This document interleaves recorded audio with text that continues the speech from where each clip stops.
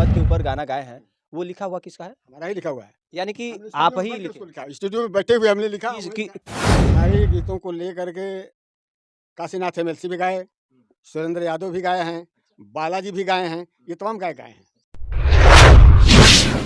नमस्कार, आप देख रहे हैं वी न्यूज़ इंडिया, मैं हूं आपके साथ भीमलेश कुमार।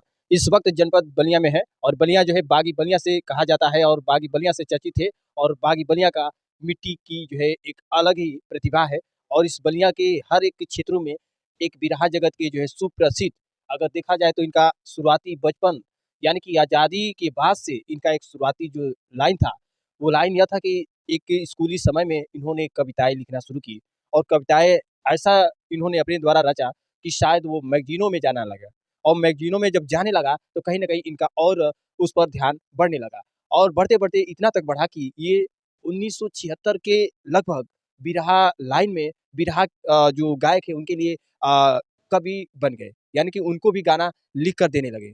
आखिरकार इतने जो है अंदर जो एक हुनर था, हुनर को कहीं न कहीं हर पैदान पे दिखाए।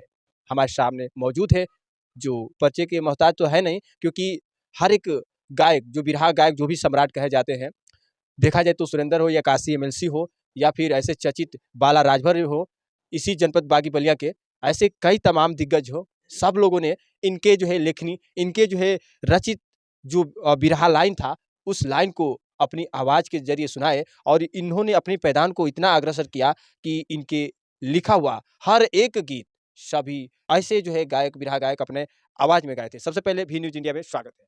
क्या करना। ये बताइए कि आप इस बिरहा जगत में कब आना हुआ? हम बिरहा जगत में सन 1976 में आए हैं।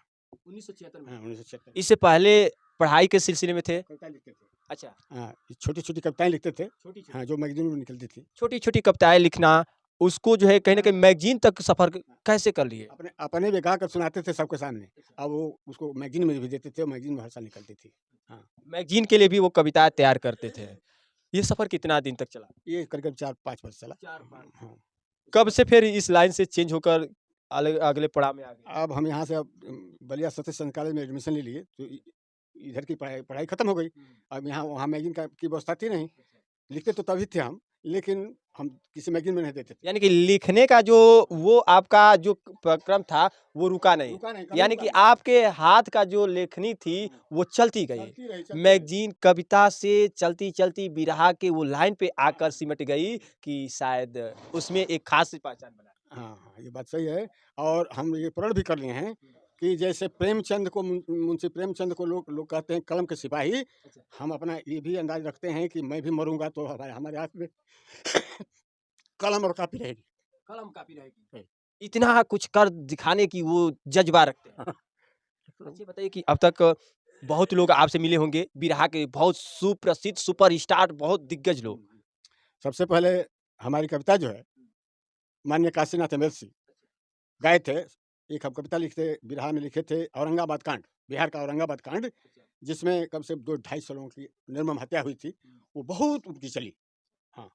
यानी कि वो आपने कविता लिखे और वो बहुत चर्चा का विषय बना है। बहुत चर्चा का विषय का, उसको जगह-जगह माँग होने लगी कि काशीनाथ ज़रा उसको सुना दीजिए, औरंगाबाद कांड सुनाइए, औरंगाबाद कांड सुनाइए। औरंगाबाद कांड से जाना जाता था। काशी एमएलसी जो थे वो अपनी आवाज़ से वो सभी को बताते थे। आपके जो लिखा गया जो कविता था वो सुनाते थे अपने सुरों के माध्यम से। हाँ, और उसके बाद उसके साथ-साथ मैं तमाम कलाकारों का जैसे बालाजी हैं, उनके लड़के सुपुत्र रमेश जी हैं और क्या नाम है जगदीश हैं चिल्कार के, इन लोगों का हम रेडियो प्रोग्राम भी लिखा करते थे हम। रेडियो प्रोग्राम तो बहुत चर्चित था उन दिनों। हाँ, वो हमेशा लिखते थे। हमारे यहाँ ही लिखा हुआ गीत गाते थे, रेडियो से उनका आता अब था। बताइए रेडियो प्रोग्राम जो प्रसारित होता था, वो गीत इन्हीं का लिखा गया था, जो वो प्रसारित होता था, जो बाला राजभर के माध्यम से हो, उनके जो है आवाज़ के ज़रिए हो, लेकिन आपके द्वारा लिखा गया। हमारी लिखी हुई कविता थी वो।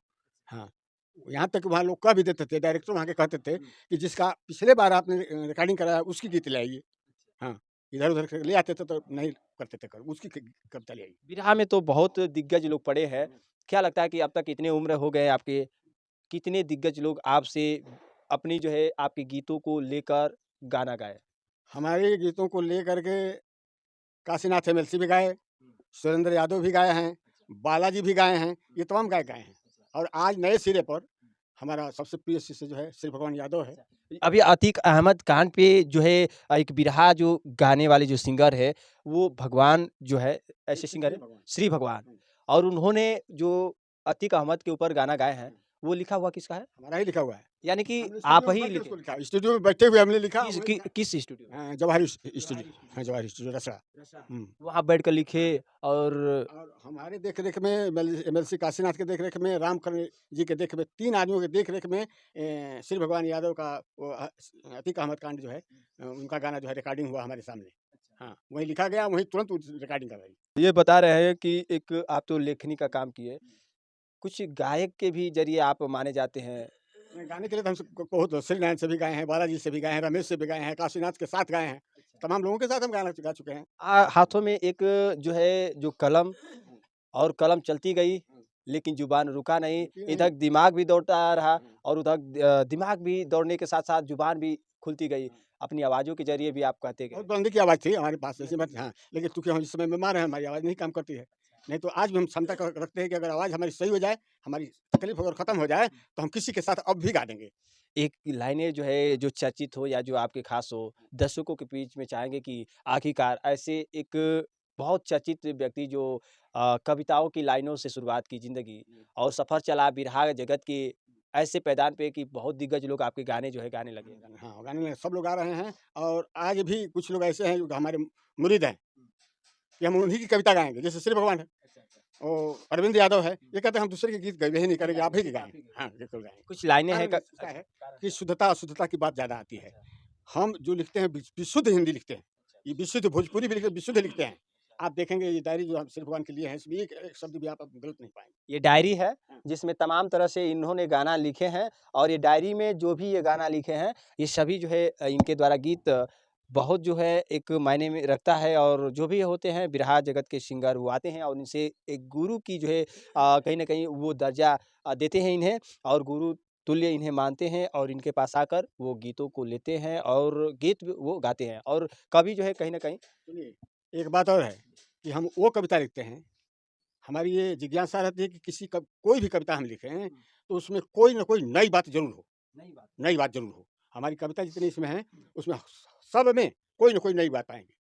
हाँ। यानी कि जो भी आप लिखे हैं सब में नई बातें मिलेगी। चलिए हम शुरू करते हैं मंगला राय पहलवान। भूमिका है सजाया खूब महफ़िल को देश सूरज चाँद धरती ने अदा की इस जहाँ को चीज़ हिंदुस्तान धरती ने। ये तर्ज है छाप तिलक सब छीन रे मौ से नैना मिलाए के। बहुत एक अच्छी अलग अंदाज में इन्होंने वो तर्ज भी लगाए हैं और आगे भी कुछ इस तरह से हैं। कारगिल में पाकि ये सब कारगिल पे भी आपने ये लिखा है लिखा जोगेंद्र है। यादव का। अब अच्छा। सुनें इसकी कहानी। ये जोगेंद्र यादव ऐसा बहादुर है हमारे देश का कि जो जिंदा रहते हुए परमवीर चक्र पाया है, जबकि हिंदुस्तान में कोई नहीं पाया है। एक अद्भुत ये कहानी हाँ, है, हाँ। जो मरने के बाद लोगों को परमवीर चक्र मिला, जैसे कि वीर अब्दुल हमीद जी को भी मिला। मरने के बाद ही मिला। लेकिन एक मनोज ऐसे व्यक्ति मनोज पांडे को मरने के बाद परमवीर मिला। योगेंद्र यादव जो है, जीवित रहते हुए उन्होंने परमवीर चक्र से नवाजे गए। तो हाँ, इनको जब कौन से गाने से इन्हें मिला ये पुरस्कार? गाने से नहीं, ये जो है कारगिल का लड़ाई में लड़ा है, अच्छा, हैं? इसके शरीर में 14 गोलियां लगी हैं। अच्छा, उन्हीं पे आपने हाँ, लिखा है। उसी की कहानी है। कहाँ अच्छा, कहाँ वो गया है, टाइगर हिल पर जाकर उसने हिंदुस्तान का झंडा फहराया है। अच्छा। आज भी वो जिंदा है। आज भी सुनिए। हाँ, आज भी जिंदा है। हाँ, बुलंदशहर का रहने वाला था वो। बहुत तमाम ये गीतें आपने लिखा है इस डायरी में और बहुत लोग आपसे मिले हुए होंगे। कुछ ऐसे कविताएँ हैं जो बहुत चर्चित हैं, थोड़ा-सा अपनी जुबान से सुनाइए दर्शकों को। सुनाने के लिए तो हम एक नई चीज़ सुना देते हैं। बिल्कुल, बिल्कुल। आवाज़ तो मेरे पास है नहीं, बिल्कुल, लेकिन लेकिन एक कविता है हमारी लिखी हुई, बाबू सुभाष चंद्र के ऊपर, जिसके विषय में सब लोग नहीं जानते हैं। आज उसका मैं पोल खोल रहा हूँ आपके सामने। यानी कि वी न्यूज़ इंडिया चैनल पे पोल खुलने जा रहा है जो आज तक कहीं खुला नहीं, पर्दाफ़ाश हुआ नहीं, लेकिन आज पर्दाफ़ाश होने जा रहा है। ज़रा गौर से सुनिएगा। नेताजी भइले सपनवा ये बाबू, निहारे न निस दिन नैनवा ये बाबू। सच सच बतिया कोई ना बतावे, केहू मुअल केहू जिंदा सुनावे। सुन सुन के बिहरेला मनवा ये बाबू, निहारे न निस दिन नैनवा ये बाबू। बर्मा से कैले जापान के पहनवा, सुभाष चंद्र बोस अच्छा। बर्मा में आज़ाद हिंद फौज लेकर लड़ रहे थे। वहां से बर्मा से वो जापान जा रहे थे। बर्मा से कैले जापान के पहनवा, घेर ताइपेई में लिया दुश्मनवा, मार के गिरौने बेमनवा ये बाबू, निहारे न निस दिन नैनवा ये बाबू। अंग्रेज सरकार जो है उनका पीछा कर दी। लोग कहते हैं कि विमान दुर्घटना में वो मार दिए गए। है ना। लेकिन कहना है कवि का कि मार के गिरौने भी मनवा ये बाबू निहारे निस्ती नैनवा ये बाबू अचरज के बतिया त भारी बुझाई का भइल लसिया न कुछ जनाई कौन ना मिलन निसनमा ये बाबू निहारे निस्ती नैनवा। बहुत सुंदर ये लाइन आपके द्वारा। लास्ट में उसमें लिखा गया है, लोग कहते हैं कि मर गए थे, लेकिन ये कविता जाहिर करती है कि घटना किस दिन की थी। 23 अगस्त 45 की बतिया सुनकर के घटना बिहर गई छतिया खुशियां में झूमे फिर मनवा ये बाबू निहारे ने निस्ती नैनवा बाबू। चारों तरफ विश्व के अंदर हल्ला हो गया कि सुभाष चंद्र बोस हवाई एक्सीडेंट में मार दिए गए। लेकिन अचरज की बात एक सामने आ गई कि 1945 में 23 अगस्त 45 को विमान दुर्घटना हुई। 23 अगस्त का मतलब कि उसके बाद सितंबर, अक्टूबर, नवंबर और दिसंबर। 19 दिसंबर 45 में आई मंचूरिया से आवाज बा सुनाई गोरा करे मन गुना नवाए बाबू निहारे ने निश्चित में नवाए। 1945 में 19 दिसंबर को मंचूरिया रेडियो स्टेशन से हिंदुस्तान की जनता के नाम संदेश सुभाष बाबू ने दिया कि मैं मरा नहीं हूं, मैं जिंदा हूं। एक बार नहीं 3 बार नेता का सुन के सनसवा बैरी की दिलवा में लागल बैठे सवा अब ही जियत दुश्मनवा ये बाबू निहारे न निस्दिन नैनवा ये बाबू। अंग्रेज सरकार जो है, लॉर्ड माउंटबेटन यहाँ का गवर्नर जनरल था, उसको जब उसके कान में आवाज आई ये सुभाष चंद्र बोस की आवाज आ रही है कहाँ से, इसका मतलब वो जिंदा है। हाँ, तो किया क्या कि अंग्रेज नेहरू को लिए बुलवाई कर यह सुपुर्द सुभाष के पाई भारत का नेता रतनवा ये बाबू निहारे बाबू। लॉर्ड माउंटबेटन नेहरू को बुलाया कि अगर तुम्हें हिंदुस्तान की आज़ादी चाहिए तो ये लिखित रूप से दो कि अगर सुभाष चंद्र बोस कभी भी मिल जाएंगे तो मैं अंग्रेज सरकार के हवाले कर दूंगा। सत्ता के लोग नेहरू जो है लिखित दिए, कब तक, 1999 तक के लिए।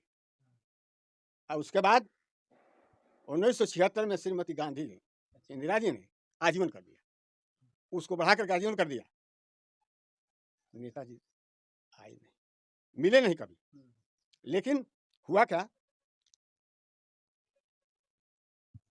ये घटना हो गई कि सुभाष चंद्र बोस मर गए थे, सब लोग जानते थे, लेकिन जिंदा थे। तो हुआ क्या, सोलमारी आश्रम में 61 बता में, सोलमारी आश्रम में 61 बता में और 64 में नेहरू को कंधा लगा में।